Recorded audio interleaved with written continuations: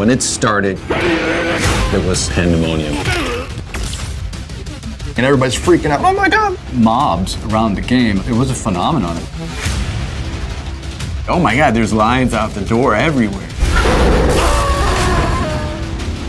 Nobody said we couldn't do it, so we did it. There were no rules. It was the Wild West of video game creation.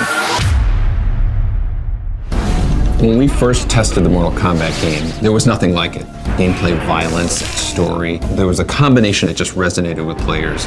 One really important part of Mortal Kombat's success was the secret element to it. We never documented anywhere how to do the special moves. You just had to learn them. You're playing in an arcade and someone's like, hey, how'd you do that? Ah, it's a secret.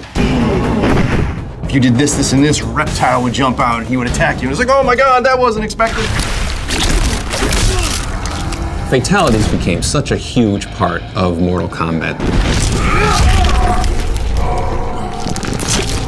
It wasn't just the violent part, it was the fact that it was a cool secret that nobody knew about. There's one where Ermac sort of turns your body inside out and stretches you out and like brings your esophagus out. That was like one of the grossest ones I've ever seen. So maybe that's my favorite one. Mortal Kombat's always kind of had a sense of humor to it. We thought it was funny. I was surprised at how much influence the different versions of Mortal Kombat had to the console wars. There was two versions of the game that came out. One was on Super Nintendo, one was on the Genesis. The Genesis played better and the Super Nintendo looked better. It wasn't until, about a year after we made the first Mortal Kombat that it was coming out in the home systems, and it just became, this kind of cultural phenomenon of Mortal Kombat. That commercial? It just fueled that fire that was Mortal Kombat. Obviously, we had no idea that it was going to immerse itself into the culture the way it has. Even people who don't play video games know what Mortal Kombat is. It still hits me like when I see Mortal Kombat referenced on TV.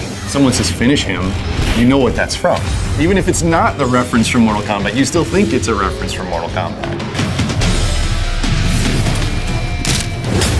I love the art that the MK community has created. It's an honor that people are so inspired by the stuff that we did. We never take that for granted. It's like we have the best fans in the world. After 25 years of support, I just want to say from the bottom of my heart, Dusty! Thank you for being there with us for this incredible ride. The continued support for 25 years has driven our team trying to exceed their expectations of what the next Mortal Kombat should be. I'm really excited about the future of Mortal Kombat. There's endless possibilities. If we're allowed to do any new ones, I'm not allowed to talk about anything secret or anything coming up. I've said too much already.